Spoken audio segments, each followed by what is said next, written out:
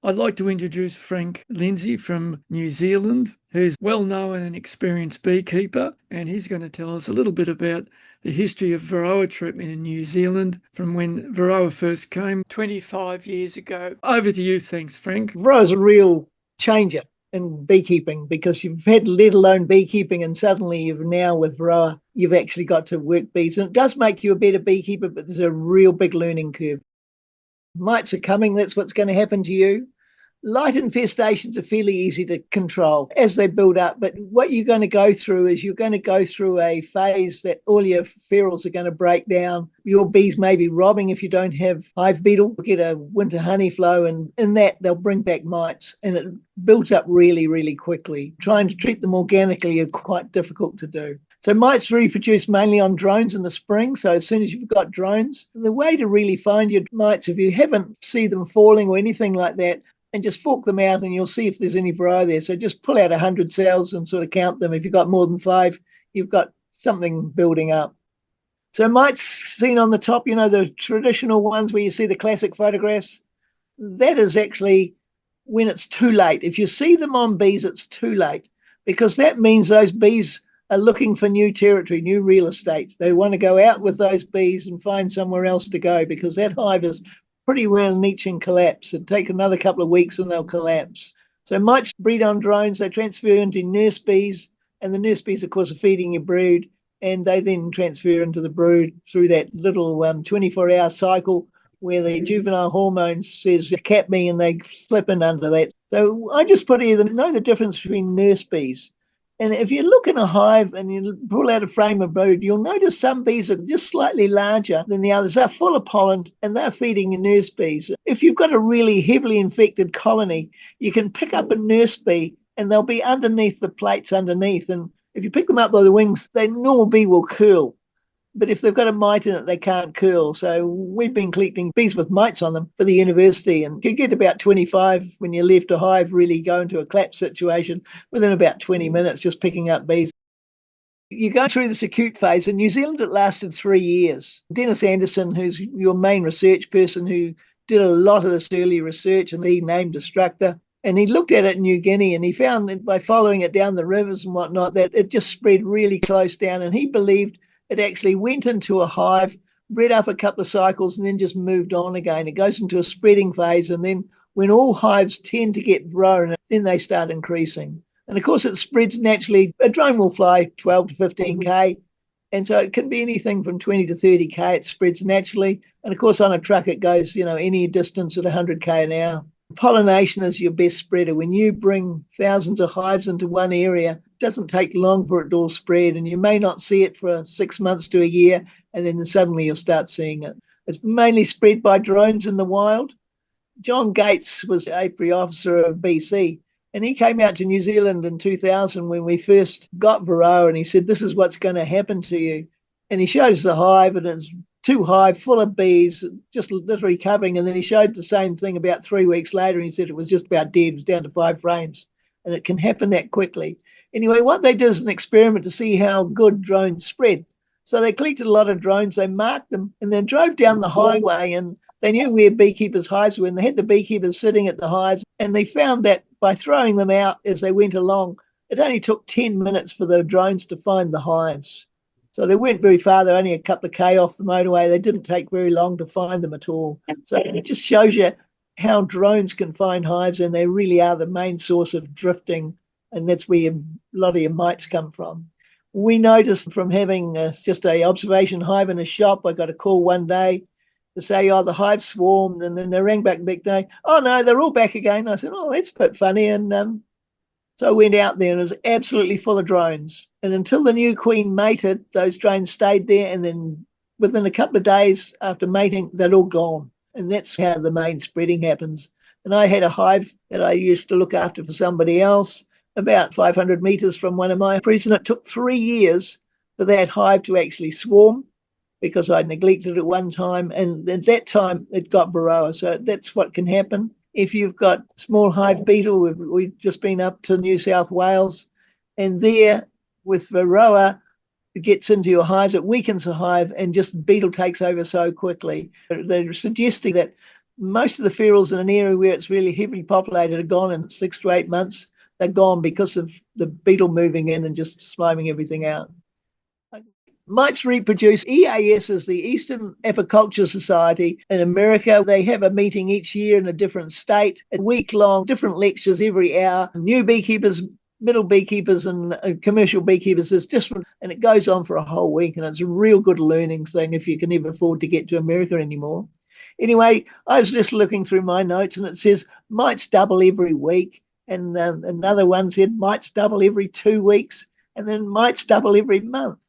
Dennis van Egelsdorf, he said basically it's 1 to 16 mites in 5 months, that if you can start off with one mite, but of course most of us start off with 1,000 mites sometimes, or 700 mites in a hive, which is less than 1%, and so it doesn't take very long to build up. So what controls everything? Your neighbours can affect you if you've got hives next door to you, if they don't treat late, treat at all. If they don't treat early enough and on time, you can put your strips in. It controls your mites. Their hive breaks down. Your bees go out and rob it, and then you've got mites back again. As a club, you've got to start coordinating treatments, and so that you're using the same thing at the same time.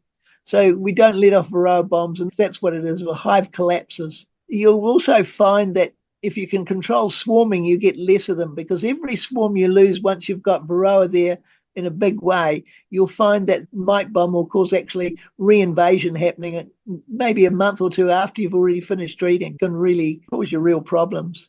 Pesticide exposure, most of you won't see that in the city, although I can see sometimes on a weekend that you'll see bees dying outside the hive, and somebody's sprayed their roses or something like that, and you can see them dropping their mouthpieces, and you know that that's where poison, they're trying to get rid of it. Monitoring hives weekly, we were doing a study and we were doing weekly mite drops, you see, and through the winter you could see actually different beekeepers in that region. These were club hives, and so there was probably about 10 or 15 hives around us within a 3K, and you could see them actually collapsing, and your mites would jump up 200 or 300 in a week, and then treatment would bring them back down again. So we were seeing these curves going on as each hive collapsed, or each feral, if it was out there, was collapsing. And that's robbing and abandoning bees can do that as well. Hives, they abscond occasionally when they get too many mites, and then you get these little swarms in the autumn, and they're full of mites, and you think, oh, free bees. Well, they're not really free bees. You might as well just put them in a bit of water, because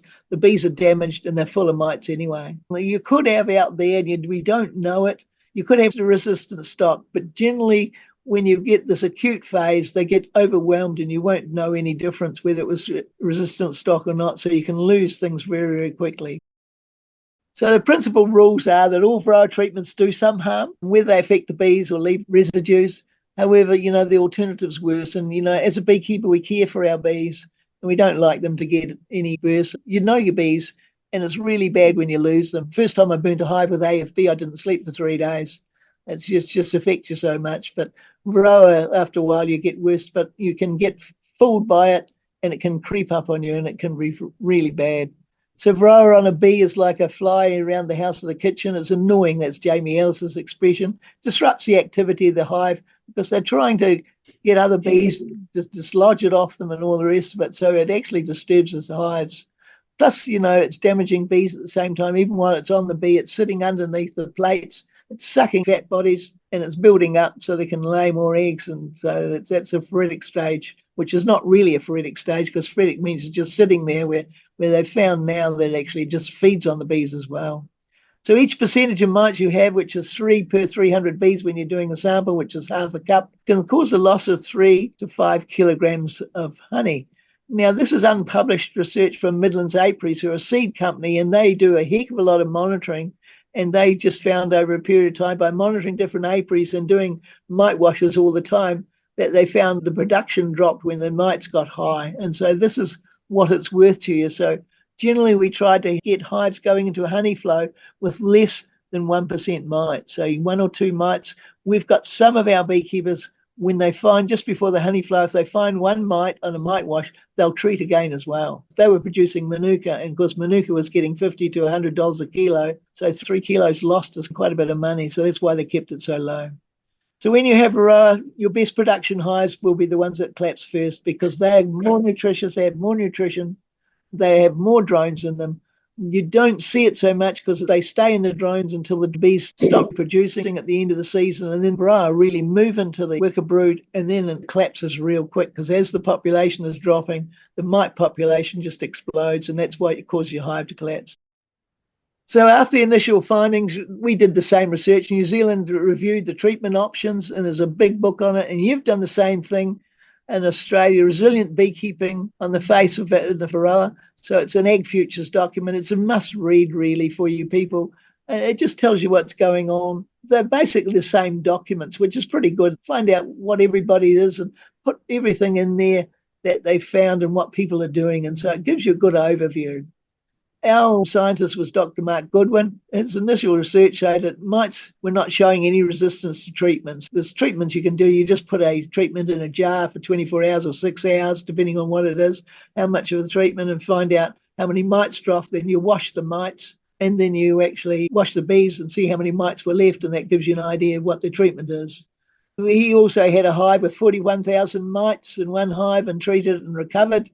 But he also, of course, to find out how many mites, when they treat it, they actually go through the hive, pull out all the brood, kill the bees, wash the bees, and find out how many mites. And that's how he worked out the 41,000. And they recovered again, which is quite good because we do have pollen going on all year round, really. So the bees can really build up again.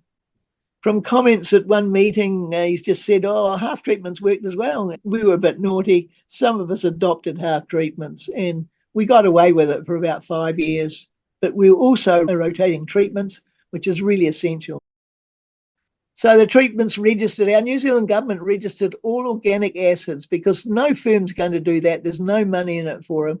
So they actually did formic acid, oxalic acid, lactic acid, and thymol. We've adapted to oxalic acid and formic acid and thymol, but lactic acid, you had to spray it on the frames and all that sort of thing. It's just too much work, so nobody really adopted using lactic acid. The companies, of course, register the other products, which is ApiLife Var, which is a thymol. Apistan and Bayvarol are both contain synthetic pyrethroids. Apistan tends to have about 300 times more chemical in it. It's not as powerful. Bayvarol is more powerful. There's less chemical in it, but they do the same job. But we found that Bayvarol was very easy to put in the hives, where Apistan is a real limp strip and you're fiddling with it and it's a bit of a pain. So we mostly adapted Bayvarol as our best treatment. ApiGuard, of course, is a thymol gel, and that goes in the hives. ApiLife Var and ApiGuard and formic acid, because they depend on conditions, hive conditions, and atmosphere and what's going on in the hive, can determine what's going to happen. If they say 95%, you get 95%. The other ones can vary from 50 to 80 to 95% as well, but it just depends on things. Apivar and Apitraz are Amitraz based. Apivar, we tend to use that mostly because they did a research where one of our beekeepers tested 9,000 hives. He got 24,000 hives. He tested 9,000 hives with either one, and he found that Amitraz actually had one frame of brood less in the spring on average. So that was just a thing, but they both worked equally as well. The other treatments we had was food-grade mineral oil. I'm saying this because sometimes it works. It's an owner's exemption for use, and that's what we found. IPM, which is integrated pest management, was not adopted by commercial beekeepers. Just too much work, too fiddly, and really they went straight into chemical control. They were working 600, 800 to 1,000 hives themselves, and it was just impossible to develop IPM. Nowadays, generally a beekeeper can work from 400 to 600 hives, and that's it really to do proper management. So integrated pest management was mostly adopted by small beekeepers. Screen bottom board, there's a photograph of a screen bottom board that I used there in the corner. And that was from DEFRA, and DEFRA is the English beekeepers. They produced some plans when they got Varroa, and I just initially copied that. It's made out of everlasting timber. I made 350 of those from our 480 hives, and I've still got most of them. It just shows everlasting timber can work. It's not treated with anything that kills bees, so you could leave it unpainted. Mites drops maybe 15% if you put in there, give you a sense of security, because I was looking at my mite drop through this last year and thinking I was no trouble at all. I see it go to 10, and the next week it go to 30, and then it went to 50, and then suddenly the hives collapsed. So it didn't really tell you how many mites were in your hive, and that's what's happening in America at the moment. They were seeing low mite washes, and suddenly the hives collapse. So that's something you can look at later. So drone brood removal, I do that. It removes anything from 50 to 75%, but you've got to actually do it 3 times in the spring. They've got plastic frames for doing that. I find that that's just too much work. It's okay for a hobbyist beekeeper, but when you're commercial, you just don't have time to do that. You've got to scrape them off or take them home, freeze them and all that sort of thing. If you've got lots of chickens, it works, but it was just too much work. I've got full depth boxes for my brood. And so I put a 3/4 frame in there, the second one in from the outside. Generally, they'd build the drones down on the bottom, and every 18 days I'd just cut it off and they just rebuild it again. And you were taking the mites out like that. That helps quite a lot. But if you failure to do it, you just doubled your mite numbers because, you get 2 mites in every drone brood cell, whereas only 1.5 on average in every worker cell. The way that you may have to do things for IBM is caging queens. That's been adopted now. The Italians designed a little cage that fits permanently into your hive. And you can do it during your main honey flow as well, because then it just puts out more bees to get honey. If you have a brood drop, and when your brood is broken and you release the queen after 18 to 20 days, you've got another 6 days, the new treat, and you then should get all your mites in one go. And it's a really convenient way of doing it. So you've got more honey and more mites treated. So it's really effective in treating mite because they're all phoretic at that stage. You only basically need 1 treatment. Now, that's only one when all the ferals are dead and there's no other beekeeper around you that's going to treat at a different time. So I did that and then went back a couple of months later and found half my hives in 1 apiary were dead and the rest were on their way out because that beekeeper hadn't treated at the same time as me. I cleared mites totally out of the hives and went back to find dead hives, and it's just really disappointing, but that's what happens. So formic acid, this is my favourite one. In the Varroa book that New Zealand produced, there's all sorts of treatments. And one was a pouch method. You get a plastic bag, you fill it full of a certain amount of paper sheets that you cut up, put 120 or 250 mils in there, cut a couple of strips into it, slide off, and it's a slow release. And that works, and that's the way to do it. So it can be 1 to 4 days, depending on how many cuts you put in the bag, or it can last up to 3 weeks, give you a slow treatment. The same thing as Mite Gone, and Mite Gone is Oasis pads wrapped in cellophane. It can be a 7-day or a 21-day treatment, depending on how much is in the pad, or whether you cut your pads in half, and then how much you put in them. ApiGuard's a thymal gel. It's 2 treatments, 2 weeks apart. Can vary, and where the mite fall, you've actually got to watch it. In a small hive, single boxes, it works really well. Doubles, it doesn't work as well. Depends on how much is spread. Some bees just take it out, and some bees will just leave it alone. Sometimes it doesn't bother them, so you don't get the good treatment. MRQs, that's what they were first called, and now called as Formic Pro because they changed the formulation inside the pads. The pads used to go hard as anything like concrete and hard to get out. Now they've got a gel sort of substance in there that doesn't go as hard and it's easier to clean out. And you use 1 or 2 pads and half frame, but we've found that everybody using 2 pads, it kills the queens and it actually can kill a hive. Some beekeepers, if you don't give enough room and it's too hot, it can kill your hive. So generally we recommend only 1 pad at a time. It's an easier way to do it rather than 2 pads and get the kill, as they said. Kills 10% of the second year queens, and a half is ineffective at 30 degrees. So you people over in Australia have to watch your temperature. We found in Fiji that half a pad was ineffective, worked really well in New Zealand. And I think the same thing's sort of happening in New South Wales. It's too hot, too humid, and formic acid wasn't working that well. However, Randy Oliver's found that if you cover half the pad with a covering, you're releasing a little bit slow and you may get a better effect. And all these things you actually have to trial in a few hives to see what's working. Mite wipes or dry lock pads are formally adopted in America. We use paper towels. I've got dry lock pads as well, but they use 40 mil dry lock pads, and really we only get 20 mil ones over here, so you've got to put 2 or 3 in at the same time, and that's how you do it.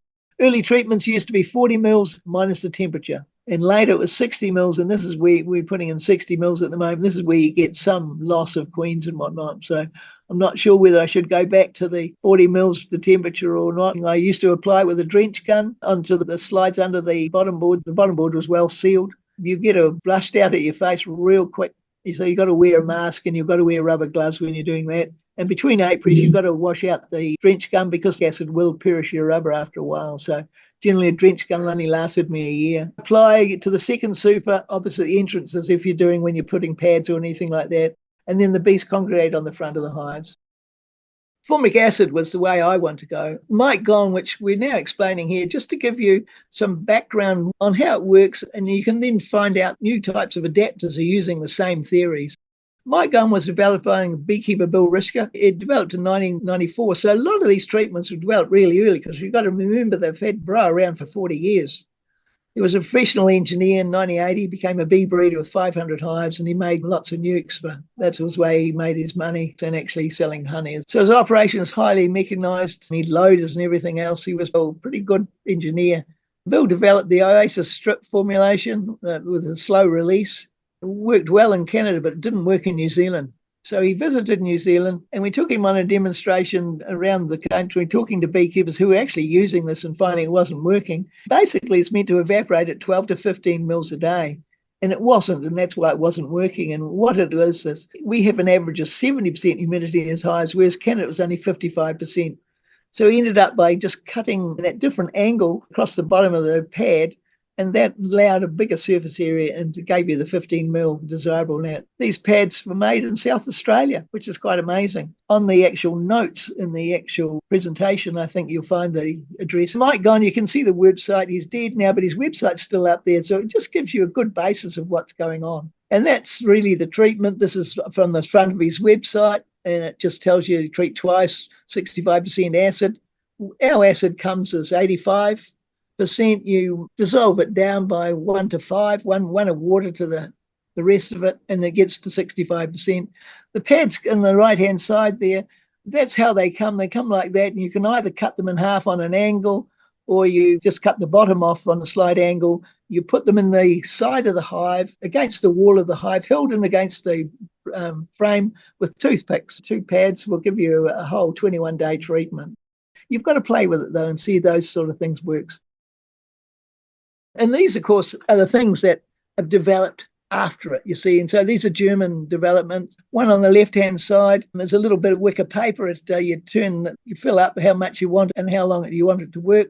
You put it on that little stand. And I found some worked and some didn't, and that was the problem. I was given 10 of these to see whether they worked. The other pad at the top there was just like a Swedish pad, and you can actually adjust the openings. There's 1 to 6 openings, and there's actually a formula that you can use to how big the hive is and how much brood and how much you want to release at once. So it's giving you, again, a 21-day treatment or a week treatment, depending on what you do. The bottom ones are nice, and how that one, you've got to have a 90 mil rim on that. There's a wick that comes out of the bottle there. There's 3 different types of wick. 1 is for a nuke, 2 is for a normal hive, and 3 will give you the same amount of blast off that 2 pads do. And it soaks down onto the little mat there at the bottom and then flows over the side. And so it's not going directly down onto your brood nest. And so that's how giving a slow release treatment. Food grade mineral oil was another one that came up, and this was developed by Pedro Rodriguez. He was a vet. He did this research in 94 to 97 using Burgess Foggers, which you have a fogger. If you've got mosquitoes or something, you can put the mineral oil fogger around. It has an insecticide in it and wipes everything out. So if you're going to have a party outside in America, you'd spray bushes and whatnot around, and then you could get away with it. He played with this sort of thing, and he found that it left no residues in the wax or honey after 3 years of doing it. So US scientists poo-hooed this treatment. They called it snake oil, but some of our beekeepers used it quite successfully. And I think it's just adaptation and all the rest of it. And heat could have something to do with it as well, because it's a lot warmer in America than here. And he formulated accords, which is oil, wax, and honey. But, you know, if you used honey, honey can spread up. AFB. Changed to icing sugar. It wasn't so really attractive to the bees as honey. He visited New Zealand 204, and we took him around to field day demonstrations, all the rest of it. And we also visited Pedro in Virginia Beach and found out there weren't many hives in the city area where he was. It was the beach area. And so his treatments were quite successful, especially he was using natural thymal oil that he got out of Spain, heat it up, dissolve it in oil, and it would stay in that form. So it lasted for years. The treatment were 4 squeezes of the gun and the trigger about 16 centimetres in front of the hive, and nukes, you just do it over the top. If you get any closer, the whole hive goes pop and the lid lifts off. But it didn't seem to harm the bees, so you soon learn that. But there's one little fallback to that, is that it puts fog everywhere. And if in the middle of summer you're fogging, I was working in April one day and the fire sirens went off, the fire engine came up to where I was, you know, and I'm just doing this. So that happened twice to me, so you've got to be careful where it is. Thermal fogging, anyway, the mode of action, it kills phoretic mites, which is 1 to 2 days, as that's all it kills it from. It's microscopic film, and it's really the mineral. It goes on the bees. It doesn't interfere with the breathing spiracles of the bee, but it actually does affect the mites, and it clings to the bees, and the mites lose the ability to hang on. Plus, it also poisons. So it's a low thymal concentration, rapid evaporation, no residue, and frequent applications weekly. But we found that if you did it more than 5 times, it would affect the hive because the bees do get covered in it, and some of them are lost during this treatment. So that was just Burgess Fogger, mineral oil beeswax, as we just said. The emulsion coats and lays on the frames. It's labour intensive, so it's only good for hobbyists. He made a removable cassette to see whether it could be reduce the labour, but really it increased the cost and it didn't work. And we find just laying them on the top of the frames above your brood nest is better than doing this method here. So this is just an old mock-up. And this is him actually fogging a hive, and this is how the fogger works. And so you're fairly close to the hive. You don't need any protective gear. It's fairly easy. It doesn't affect your spiracles or anything like that. You get this enormous cloud, especially if it's cool, and your bees are in the bottom of a basin, the whole basin fills up with this vapor. It doesn't really disperse much, which they think there's a fire, and that's caused those little problems for me. So the summary of Pedro's research is a combination that he was using, reduced the cost of treatments that were really only in the 50 cents or something like that is all it was costing. It was next to nothing. He had mite-free hives. It increased honey population for production for him, stress reduction, no residues. That was the main thing. Some people use it, and a lot of our beekeepers now only use the fogger just as a smoker. Each time they go into their hives, they just smoke. It works quite well if you've got robbing or anything in an apiary. In the end of the honey flow, you can just fog all the hives and work them normally. The fogging disrupts them enough, they'll stop robbing. And that was his analysis. This is off some of his slides. It was laboratory proved. It was gas chromatography, no wax, no honey after 3 years. The bees take it out just like they do oxalic acid on their bodies, and it's taken outside and just lost. So that's some of the comparisons he was using. Food-grade mineral oil on its own wasn't working, but when he put thymol in it, the mite populations just dropped way down. So it just shows you that it worked. And it's the same. I'm not sure what the actual shock treatment is, whether that was shaking them or something. I don't know what he did. I can't remember now because it's 1990s and it's or 2000. It was a bit long ago. So, and I never wrote everything down. But he was using a formulation of fogging at 4 for 9% thymol with the emulsion he was using was 3.8. It's a very low level. Now with oxalic acid, it's only 3% you're using. Anything more when you get these other treatments, if you a little bit more kills bees. And we had one beekeeper using oxalic acid, and I don't know what he did with the strips, but he had 1,000 hives and killed 900 of them. So, a little bit more is really dangerous when you're doing treatments. So when we produced this food-grade mineral, we required a code of practice, and 2 of our beekeepers wrote the code of practice. And that allowed to the regulations of own use. MPI then approved Own Use Exemption, which is Schedule 2 of the ACVM Act, which is the same act that you people work under as well. And it just allows you to make your own stuff, treat your hives. But when you actually sell your honey, we actually have a harvest document. You've got to put whether you treated, and if you used your own measurements, it is not according to the substance. So you then have to put what you did, how you did it, and then it's up to the person buying the honey and testing it to make sure it's still okay. And they've found nothing ever wrong. And also, they've only found a few things build up, and that was Amitraz in the hives when beekeepers starting leading strips in the hives, and that's the only problems we've ever had with residues in the honey. Substances, compounds can't be sold. You can make it yourself, but you can't make it for anybody else. However, I think one of our cutmen here, you sign a contract and he'll make it for you because he's making it under your direction, and that's how he gets around it. It's still fit for purpose under the ACM. Sources the MPI advertising its own guides and compounds 1993. So we think that your main peak body will actually probably get the government to try and allow you to do that, because a lot of beekeepers are already making strips and whatnot now because it works, but there's other things that can go wrong, which we'll tell you about. So that's how we got the exemption that you could do yourself. Oxalic acid dripple works in America, doesn't work over here because we don't have brood breaks at all unless you create one. You can't do it more than a month apart. Twice in a year is all you can ever do it because it affects the bees so much. It's a sugar oxalic acid concentration that you spray 5 mils per seam and put it over them. However, Medhat, I think he was the Alberta bee officer there, research officer, he found that if you just put 25 mils between each of the brood supers when it's too high, rather than just putting over the top, he changed the kill from 60% to 95% efficiency. You may have then treat twice 2 weeks apart. So that was just a Burgess Fogger, mineral oil beeswax, as we just said. The emulsion coats and lays on the frames. It's labour intensive, so it's only good for hobbyists. But as I said, if you do too much, it can actually affect the hives pretty well. So 2 applications of the 4, but only 2 is all you can ever do, otherwise you damage the bees too much. So a lot of people have adopted oxalic acid drip fumigation. The treatment is really 2 mils per brood box. We found that out from the Italians, how to use it. In their website, when they said that you can't use these sort of things in a honey flow, all those websites disappeared from early on in 2000. So I was an early adopter of this. I purchased J200, a hobby model from Canada, who were using this treatment quite often. You heat it up with a Primus, you pump air through it with a rubber mattress pump, and it was trial and error. And it took me a while to get going. I had a long lead on it. And of course, as soon as it hits a cold surface, it congeals back to crystals again. And it didn't work for a while. But after a while, I cut the cord. So I was just putting the evaporator straight into the hive. It took me an hour to do 16 hives. So it was quite long. Then I bought a Liga vaporizer, which is a big sort of a gun that sits on the end of a hot air gun. And you could heat it up. It holds 24 grams. Brass construction, so it held the heat. It takes 5 minutes to get it up to heat, and then you could go along the hives. You've really got to wear a face mask with organic filters because this stuff is dangerous.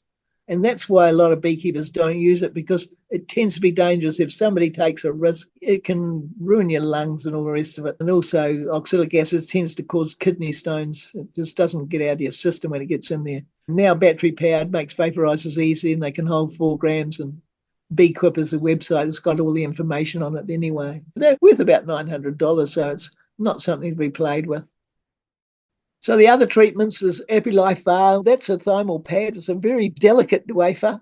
It's got other acids in it, wintergreen oil and another one. It vaporizes off. Bees tend to propolize it out, but you don't take it out, because one of our beekeepers found in lifting it in the hive, he found when the Varroa built up again, the bees actually unblocked the actual pad and it started working again. Apivar, bees move away from the strips after a month. They don't like it. When you put it into the hives, you can hear them buzz. They don't like the stuff. We found if we cut it lengthways in half, the bees wouldn't move away from it. So you didn't have to go back in a month and move the strips.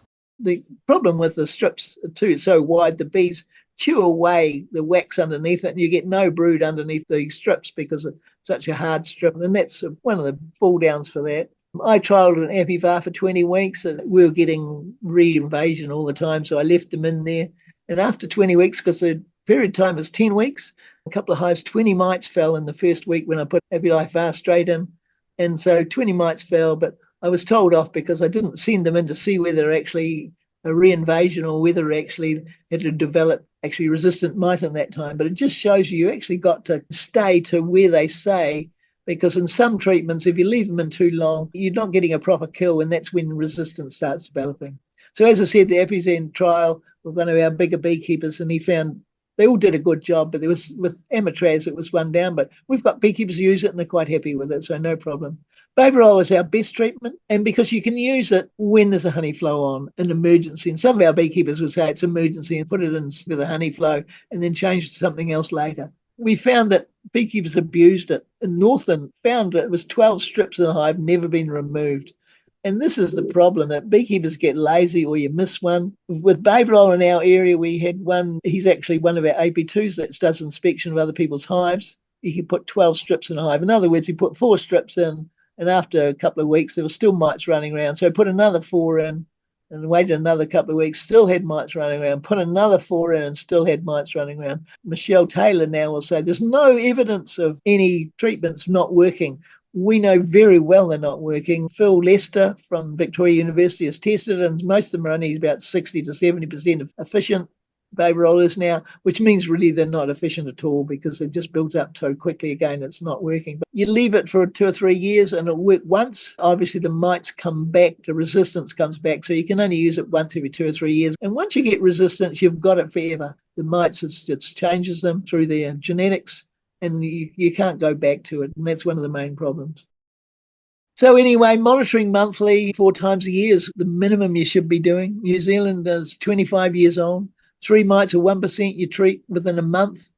And really, it's going down to 2 mites now. It's getting to a stage where we just can't risk it. 5 mites you have to treat as well as your neighbours. 30 mites, you're walking dead. You just don't know it. We find 20 mites now in a hive will die during the winter. You can treat it very successfully, and the bees look really good, but they die of viruses later. So once you get deformed wing virus, you've got real problems, and that's why you've got to treat your hives and keep them treated and keep Varroa mites low, because the viruses are the things that stop thermoregulation, and the hives just die during the winter. Kirsten Trainer, she's one of the researchers there, 40 years beekeeping in the USA. That's how long the mites have been there. And they're 3 mites, and they treat 5 mites as walking dead. And anything with 10 mites, you euthanize the hives and shake out the bees, get rid of the frames, and you might be able to treat them and start again. But really, if you've got hives with high mite numbers, you try and get rid of those or treat them real quick. So anyway, doing mite watches every 6 weeks is what you people have suggested. Really, for identifying spread is not really the best way to do it. Your best way is to do all hives. It requires 100 mites in the hive before you find one. If you're looking at a hive with 30,000 bees, you're going to have quite a few mites in there before you even start detecting it. If you've got drone brood, use a Kipping's fork. Testing during DNA research, when your people came over and we brought bees in from the Chatham Islands that had no mites over there, 5-frame nukes, and put them off the plane, took them to our site on the back of a ute, bumping down a track, opened immediately. And so one of the hives actually started being robbed immediately. And they found, they got mite detected on the first day. Those bees going in had mite detection on them. That other hive, about 3 months later, 5 mites were found. So that hive took a while to get mites. A quicker way is identifying mites really is in the spring when the drones is present, you can fork it out. Another way is put sticky boards in a hive and vaporize with 2 grams and go back 24 hours. And this is somebody else's research, I think from Australia. Those ones with high mites dropping are the ones that have really got high mites to start with. And they're the ones you should be taking out of the apiary. They're the ones that cause mite bombs, and put them into an apiary somewhere else where all your high mite numbers and treat them separately. But once you find one hive with high mite numbers, you actually treat the whole lot. And that's one of the problems you've got to get over. It's not treat, as I find. Once you've got one, you treat the lot. Mite washing gear need not be expensive. We found these Systema things. You can put juice fruit in there and it separates the juice out and you can take it straight out. And that's what I use. And of course, you can make your own. You can use plastic jars, and you can just put 2 screw lids together with a very fine mesh in the middle so bees can't go through. You can use solder, just cut the holes out of the top. Use a soldering iron and melt those together, and you've got 2 parts. So you put your bees in one and then fill it up about half full with methylated spirits, tip your 300 bees in, screw the lid back on, and then swirl it round, swirl it. You leave it for about a minute, and then you swirl it for a minute, just swirling it, and then you tip it upside down and the mites will then fall through to the bottom and you can lift it up and see them. Mine didn't last because they don't tend to survive if you run over them in a truck. This is what really you people should be doing. Save your beeswax, as it's not polluted with chemicals. I found that I could save about 500 kilos and then take it in and get it made up into foundation. The problem with me taking it in, I got some contaminated wax back rather than my own, which is a disappointment to me. Clean out your drone brood. You've got to go through your hives now, and where you find drone brood in normal hive frames, you've got to remove it. In other words, you've got to go through before you get Varroa, and any frames that more than 10% drone brood, get rid of them and get them to draw out new foundation. More than 10% drone brood, you've actually got to have your drones only in one area so you can take it off. Have scientific tests approved and check the efficiency, and I think that people have done that as recommended by your Ag Futures study. Plan how you're going to monitor your hives. It takes a lot of time, and that's the problem. It does take a lot of time. I could whip through 60 hives in a day. You can whip through about 30 when you're doing proper monitoring. It just doubles your time. Plan when and how you're going to treat. Anything greater than 1% before a honey flow have got to get knocked down. If you think about retiring, hold off. In a few years, there'll be so many losses because everybody's still learning to use these treatments, and commercial beekeepers will need to make up their losses. Our commercial beekeepers lost a horrific amount because the actual Apivar didn't work to start with. It took 3 weeks for it actually to come through the polymer. In the last 5 years, they've changed the polymer, and now as soon as you open it, it works. Press to have organic acid registered by your government so you can use it. Press for an exemption for registration. And also, press to have tech teams established. I know that At the moment, the money runs out for Varroa control in December, and all those people are gone. In overseas countries, Canada and the United States, they kept on tip teams to go out and help groups and help problems. And the other thing you can do is get discussion groups going. So if you're a group of beekeepers in an area, discuss, so I've got mites now, have you got mites? This is my problems. So some of the websites, the Honeybee Coalition, there's good videos on that. And there's also a book there you can download. Randy Oliver's website is Scientific Beekeeping. Really good YouTube videos. His graphs are really good. The graphs were demonstrated on this Canadian blog, YouTube, whatever it is. And that's what's happening in Canada. He was looking at why their hives were crashing, and their hives were crashing really. They weren't seeing the mite build up. And so they got a surprise, and that was the problem. So he was working out what was happening. It's not the end of the world. Mites will make you a better beekeeper, but every year's a learning curve. Unless you're using strips, it's easy with strips, but once strips become less effective, then it becomes harder. And it's adopting now that when you get into organics, the treatments are so variable with organics, you just don't know. You've got to monitor more closely. And you might find also that if you're using oxalic acid glycerine strips, that you put them in and you do a mite wash beforehand, and you do a mite wash in a couple of weeks, and you'll find the mite wash has gone up high. And it's not really because the mites are not dying. It's really the mites are not finding, getting that trigger to go into the cells. So there's more hanging around on the bees. And when you do the wash, you're getting a higher mite thing. So it doesn't mean that it's not working. It just means that it's acting differently. And these are the things you've got to learn. So that's my presentation. Thanks very much, Frank. Most informative and helpful.